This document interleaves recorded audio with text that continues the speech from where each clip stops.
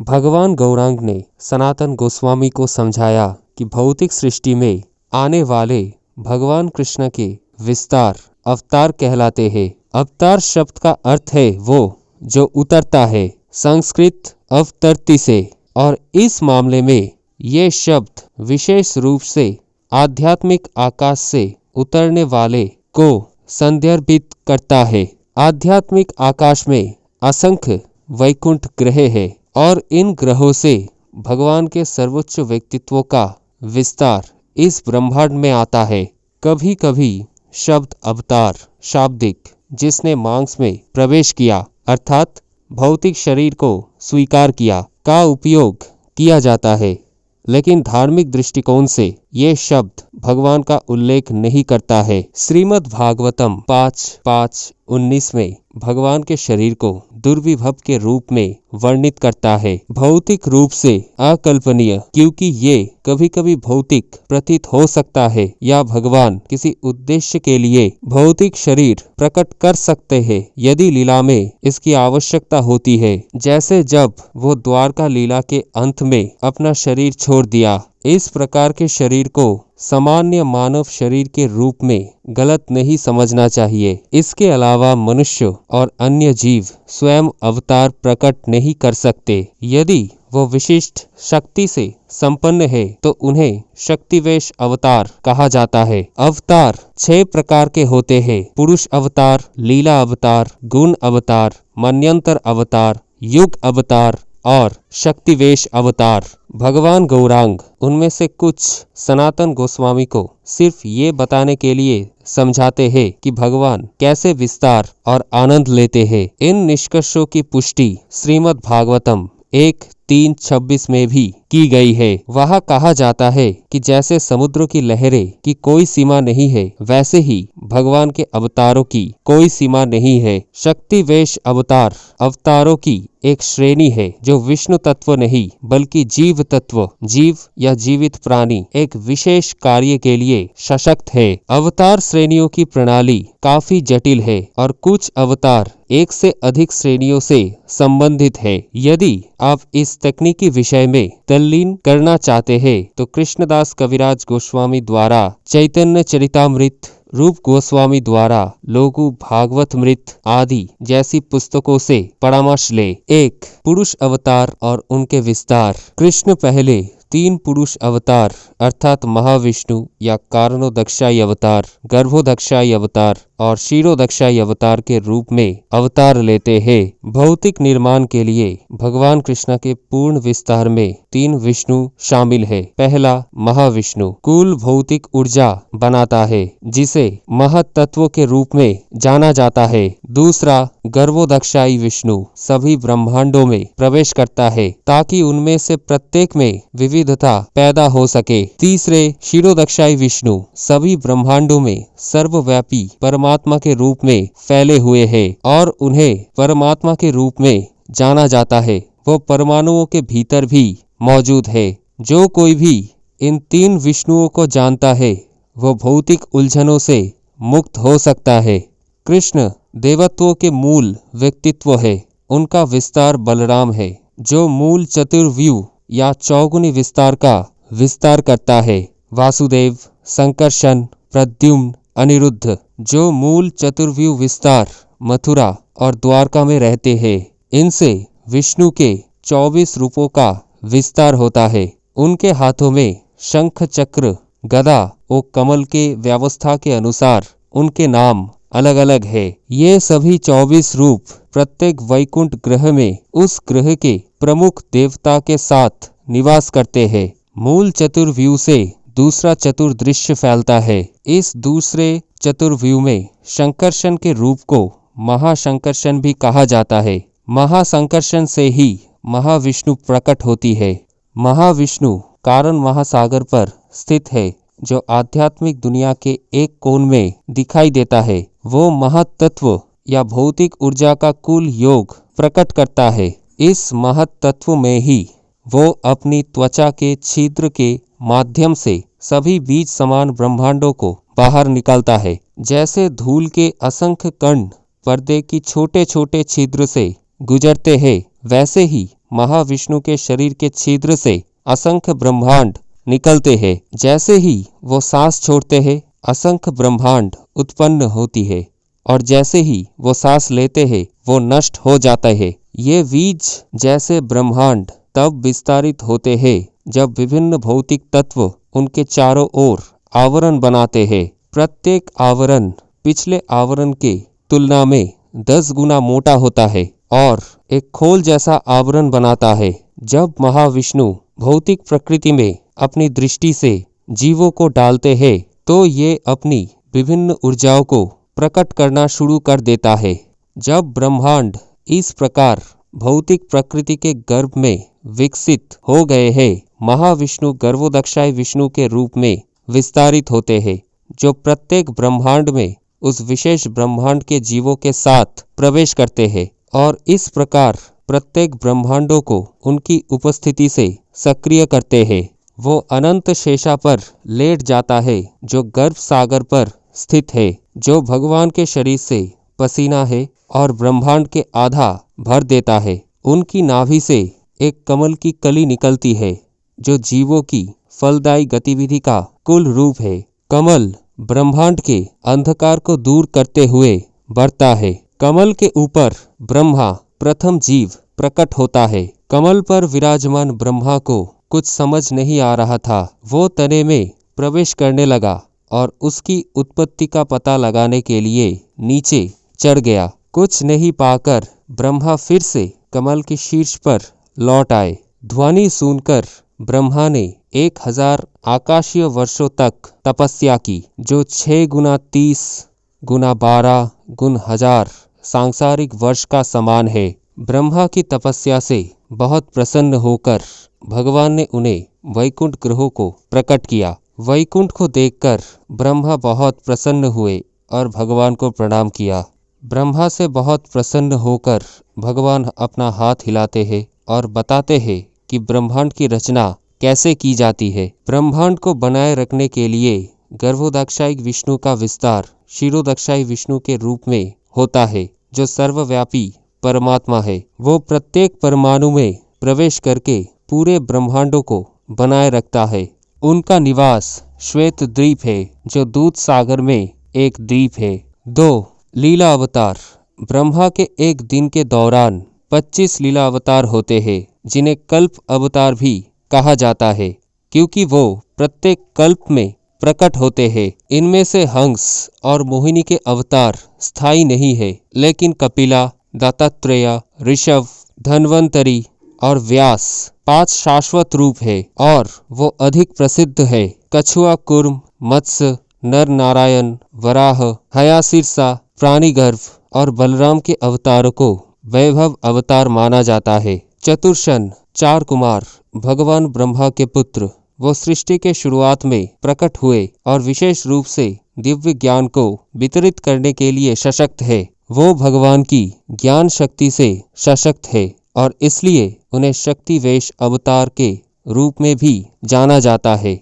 नारद मुनि भगवान ब्रह्मा के पुत्र, वो भगवान की भक्ति शक्ति से सशक्त है और इसलिए वो शक्ति वेश अवतार भी है। वराह देव या वराह अवतार सूअर का अवतार 2 अलग अलग सहस्राब्दियों में प्रकट हुआ। स्वयंभू मनु की अवधि के दौरान सांसारिक ग्रह तबाही के पानी में डूबा रहा, इसलिए भगवान एक सफेद सूअर के रूप में प्रकट हुए और पृथ्वी को उठाकर ठीक से स्थापित किया।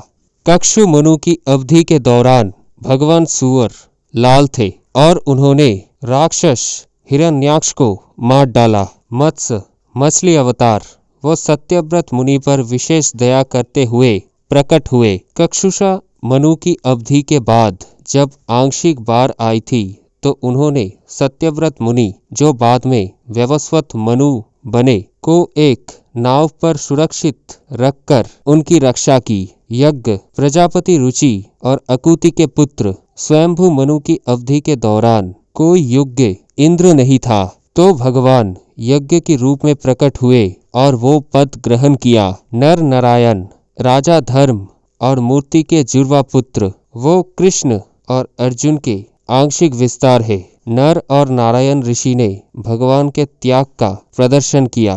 कपिल देव कर्दम मुनि और देवहूति के पुत्र। उन्होंने मूल व्यक्तिगत सांख्य दर्शन की व्याख्या की। कपिल देव ने भगवान के दिव्य ज्ञान का प्रदर्शन किया। दत्तात्रेय अत्रि मुनि और अंसुआ के पुत्र, वो भगवान विष्णु, ब्रह्मा और शिव के संयुक्त अवतार है। उन्होंने अलार्का, प्रहलाद, यदु आदि के उत्थान के विषय पर बात की। हयाशीर्षा भगवान हयग्रीव।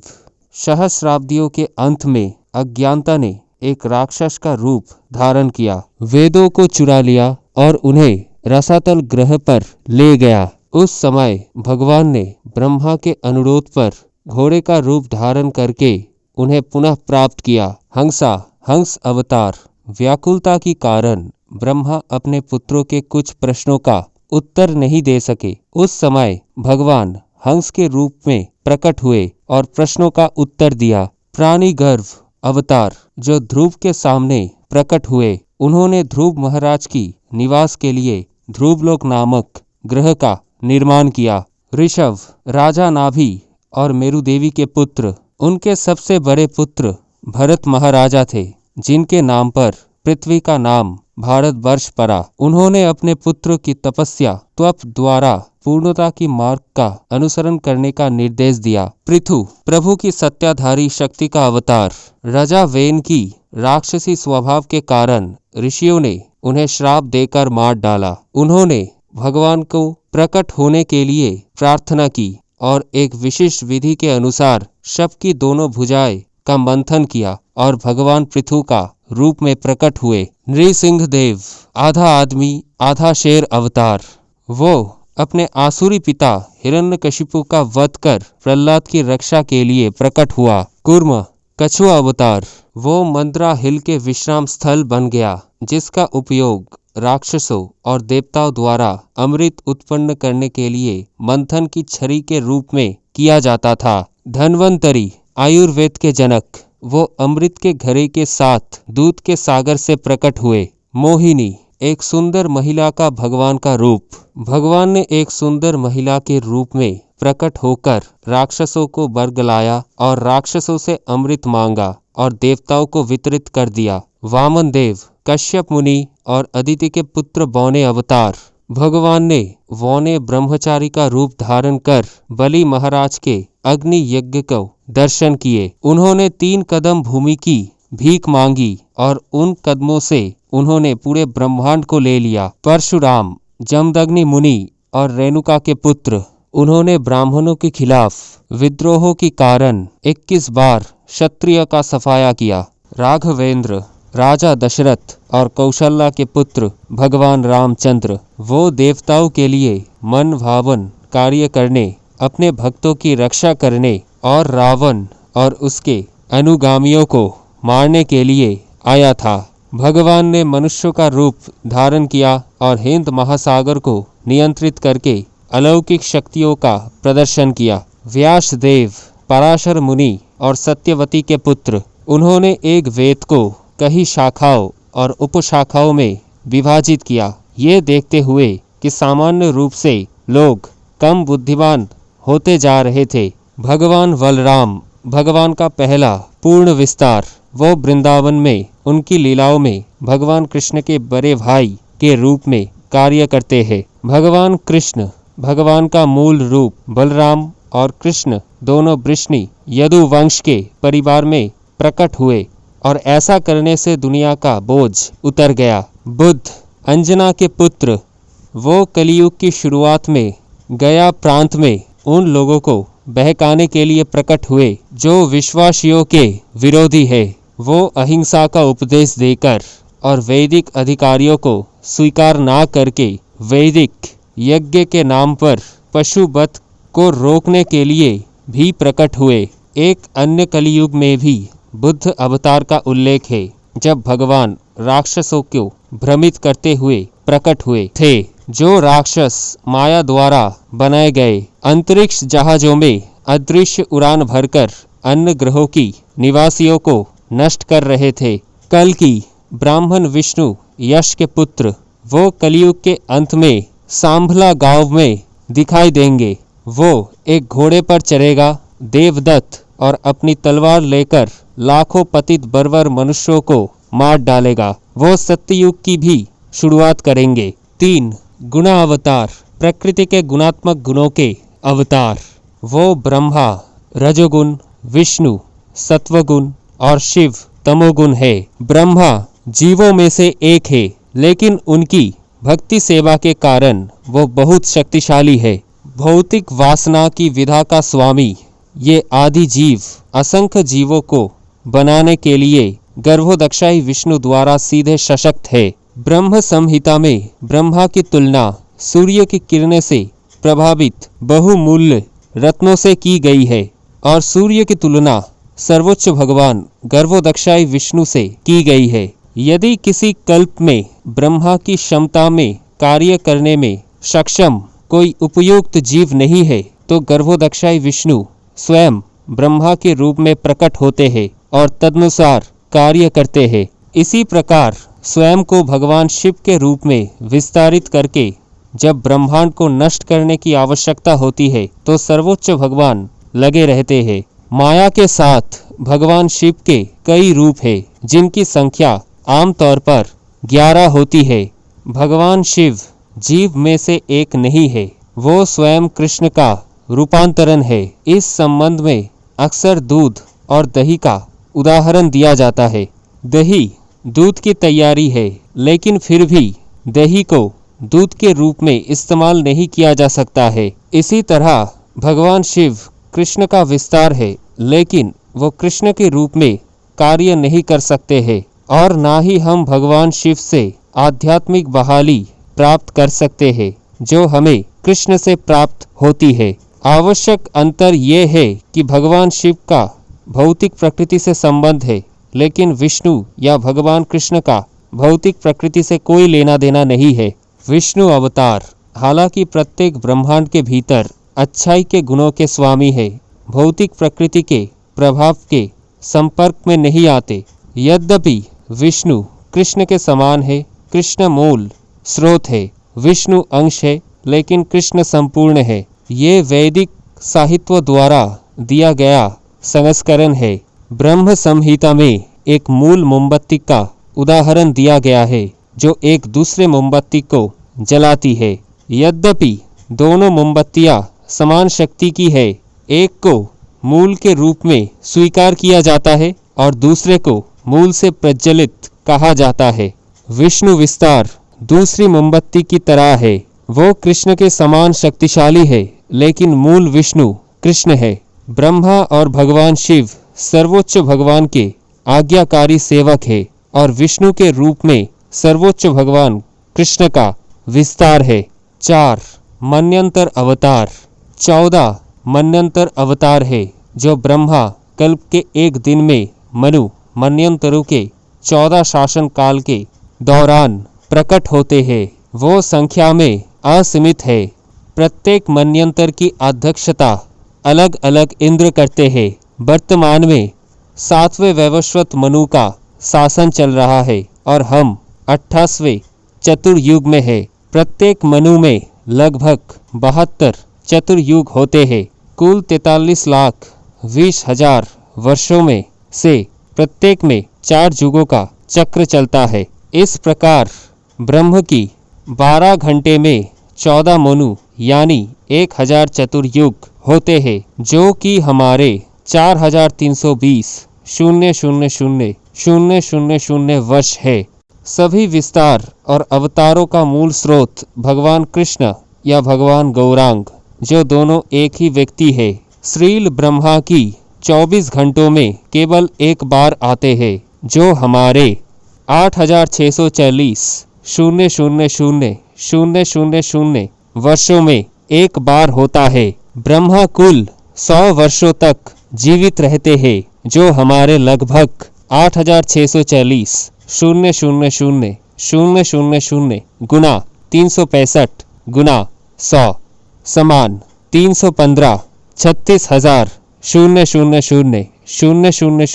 वर्षों के बाद पूर्ण विनाश के बाद होता है, जब सभी ब्रह्मांड भगवान कारुणोदक्षाई या महाविष्णु भगवान गौरांग कृष्ण के पहले पुरुष अवतार के शरीर में फिर से प्रवेश करते हैं। 14 मन्यंतर अवतार है। 1 स्वयंभू मनु पिता ब्रह्मा अवतार यज्ञ इंद्र यज्ञ। 2 स्वरोकिसा मनु पिता अग्नि अवतार विभु इंद्र रोचना। 3 उत्तम मनु पिता प्रियव्रत अवतार सत्यसेना इंद्र सत्यजीत। 4 तामसा मनु पिता प्रियव्रत अवतार हरि इंद्र त्रिशिखा। 5 रेवत मनु पिता प्रियव्रत अवतार वकुंठ इंद्र विभु।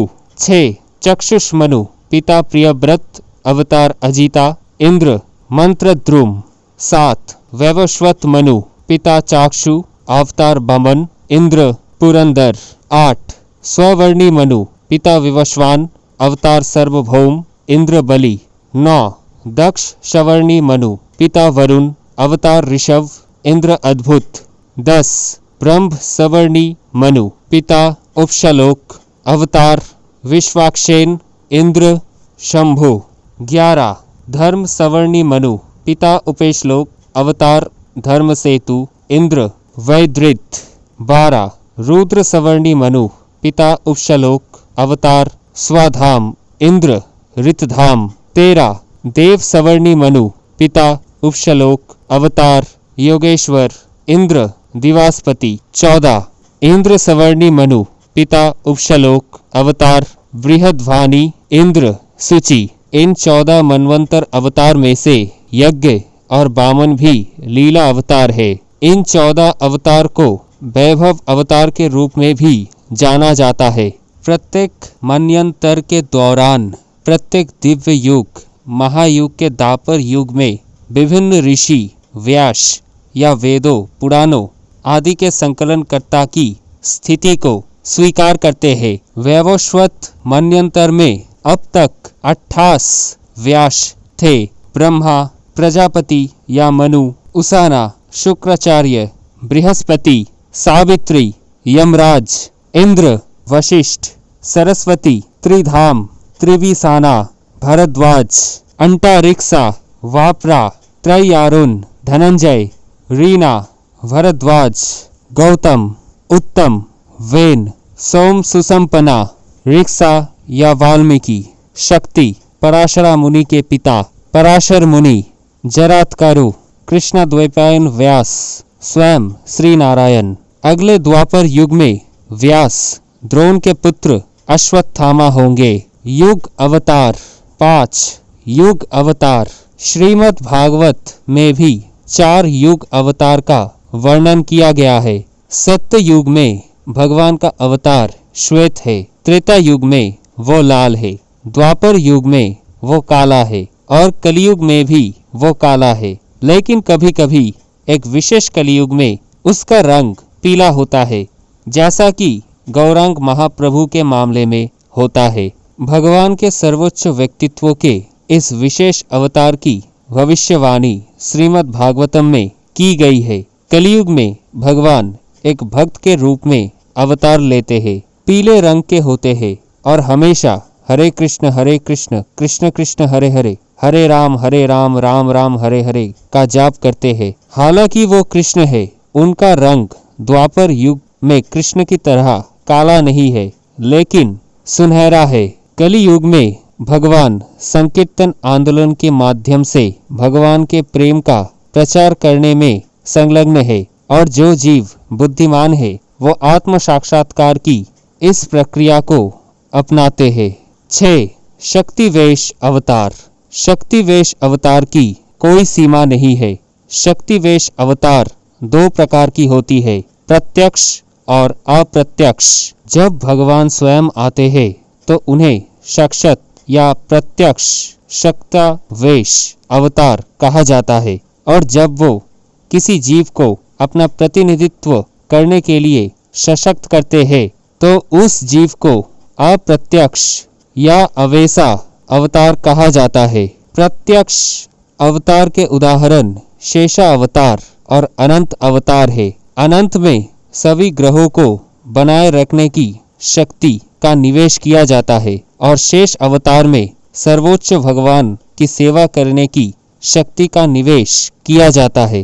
अप्रत्यक्ष अवतारों के उदाहरण 4 कुमार नारद पृथु और परशुराम है। ये वास्तव में जीव है, लेकिन भगवान के सर्वोच्च व्यक्तित्व द्वारा उन्हें विशिष्ट शक्ति दी गई है। जब सर्वोच्च भगवान का एक विशिष्ट ऐश्वर्य विशिष्ट संस्थाओं में निवेश किया जाता है तो उन्हें अवेसा अवतार कहा जाता है। चार कुमार विशेष रूप से सर्वोच्च भगवान के ज्ञान की समृद्धि का प्रतिनिधित्व करते हैं। नारद सर्वोच्च भगवान की भक्ति सेवा का प्रतिनिधित्व करते हैं। भक्ति सेवा का प्रतिनिधित्व भगवान गौरांग भी करते हैं, जिन्हें भक्ति सेवा का पूर्ण प्रतिनिधित्व माना जाता है। ब्रह्मा में सृजनात्मक शक्ति का निवेश होता है और राजा पृथु में जीवों को बनाए रखने की शक्ति का निवेश किया जाता है। इसी प्रकार परशुराम में दुष्ट तत्वों को मारने की शक्ति का निवेश किया जाता है। जहाँ तक विभूति या भगवान के परम व्यक्तित्व के विशेष अनुग्रहों का संबंध है, ये भागवत गीता के 10वें अध्याय में वर्णित है कि एक जीव जो विशेष रूप से शक्तिशाली या सुंदर प्रतीत होता है, उसे विशेष रूप से अनुग्रहित माना जाना चाहिए।